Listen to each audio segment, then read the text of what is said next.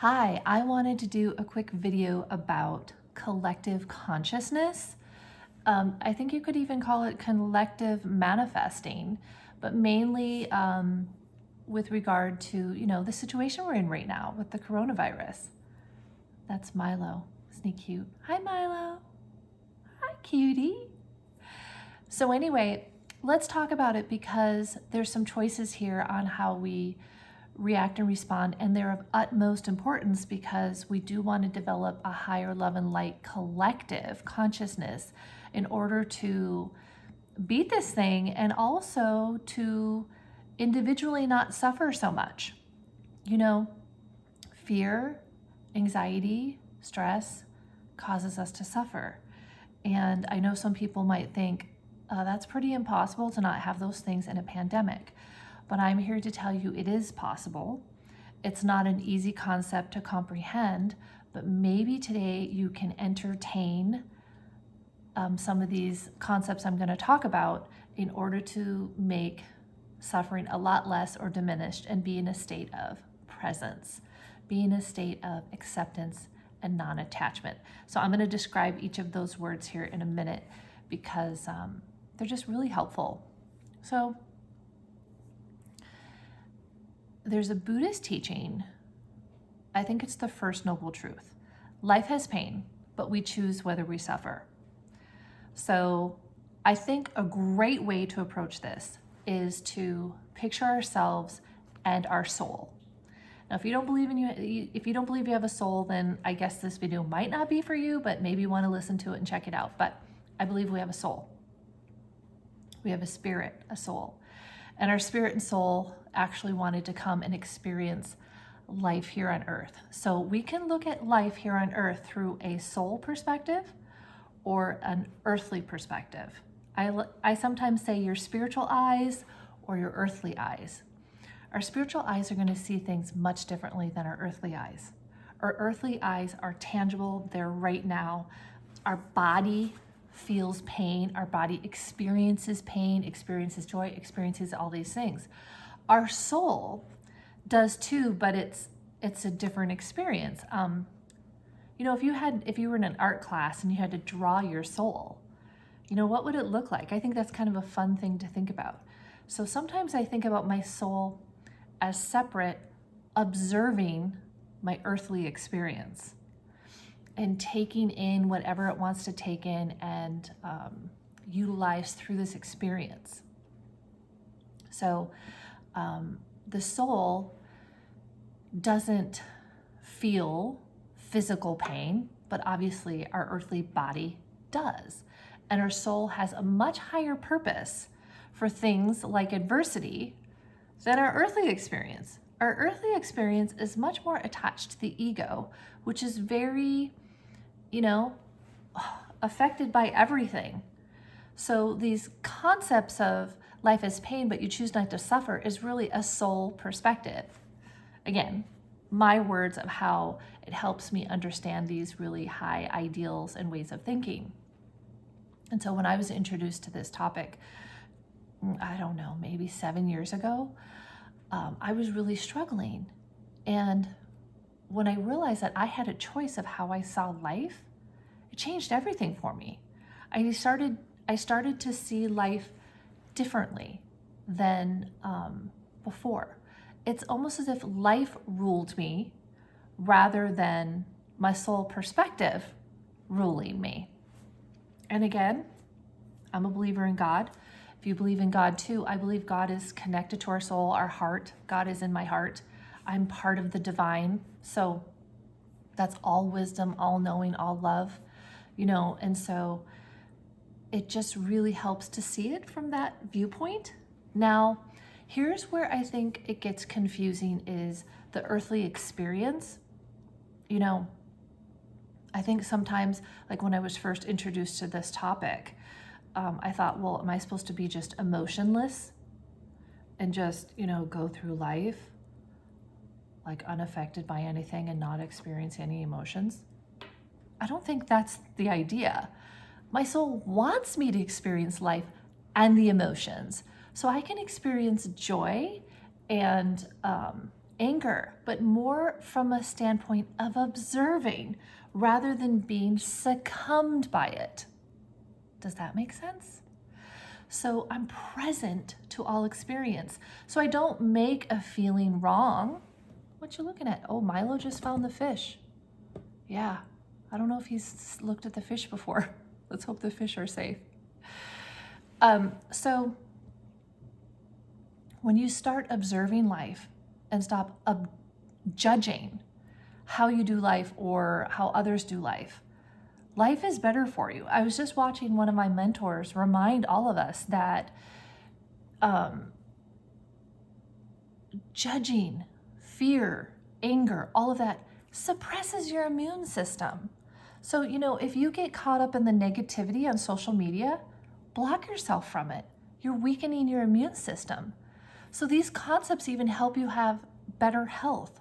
Life is pain, but you can choose whether to suffer. So if you can't read a differing opinion on social media without getting all upset, I suggest you not read it.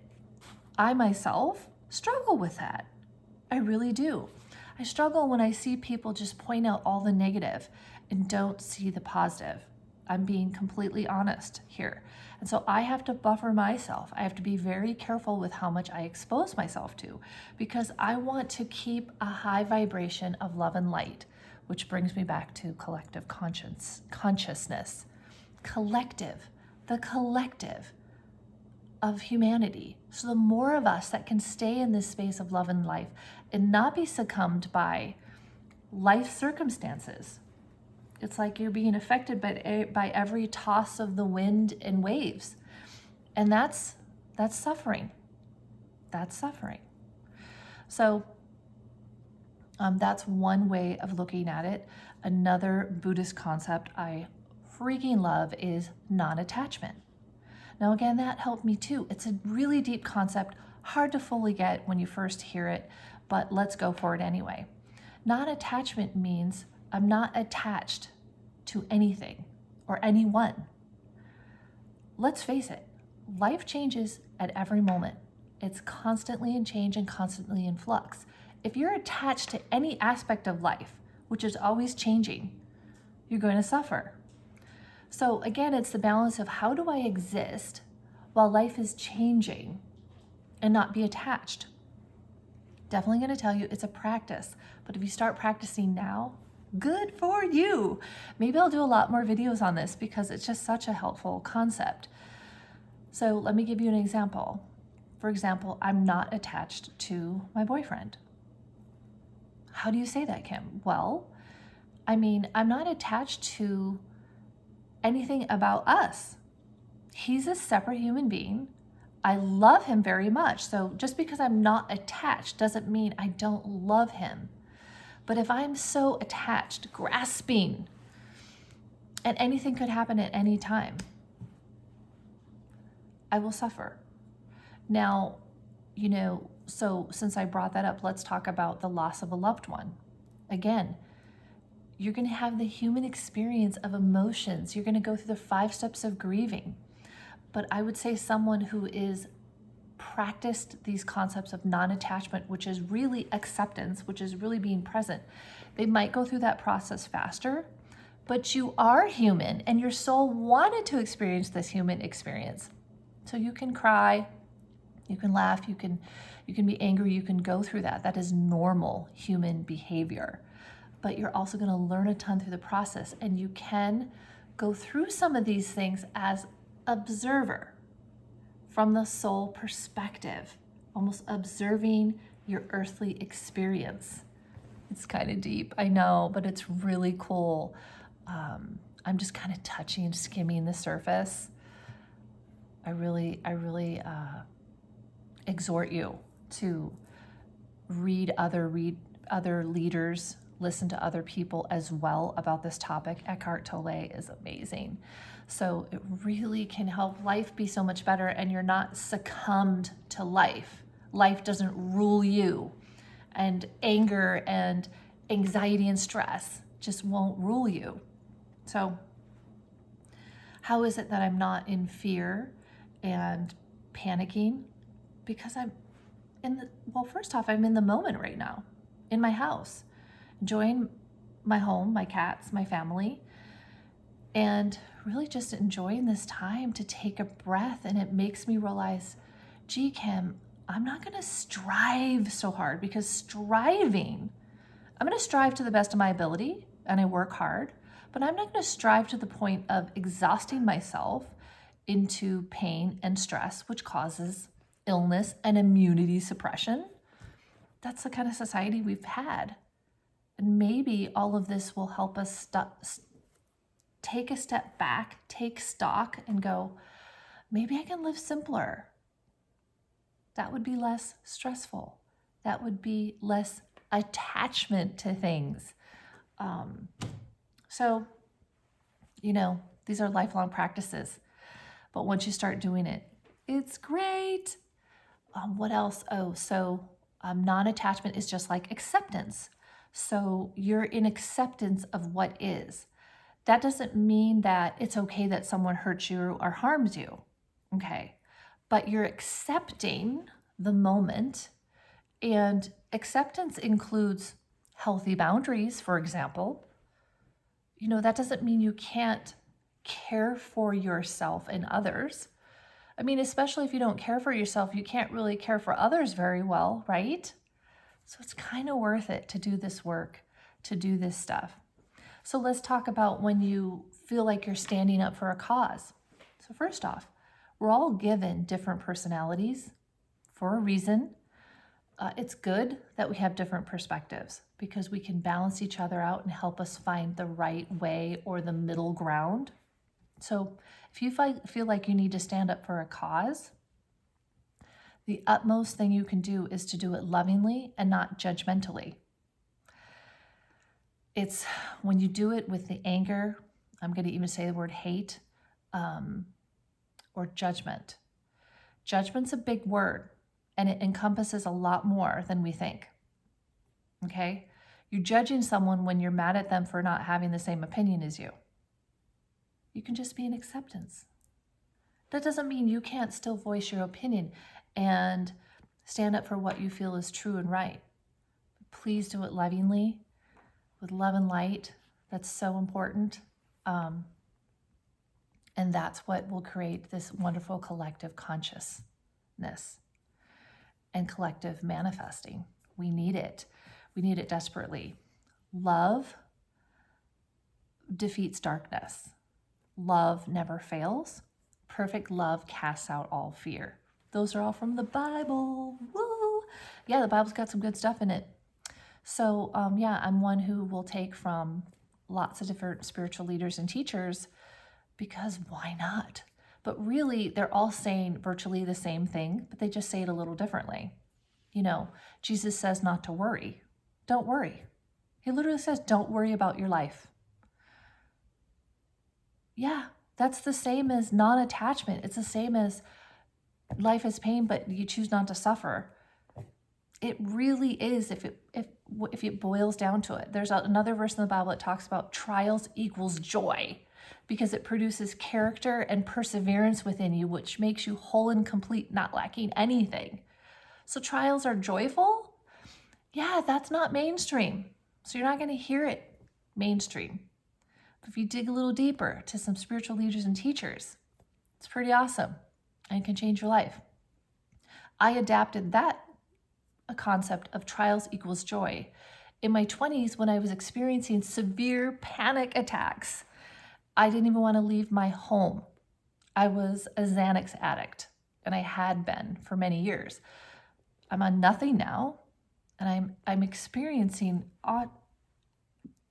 really, I'm not panicking, I'm not worried, I'm not in fear. I'm just not.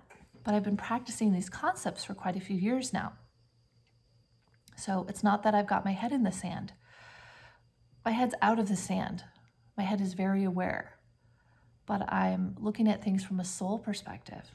I'm observing, and I know that there's a spiritual side to things, and that my soul wanted to experience this earthly life.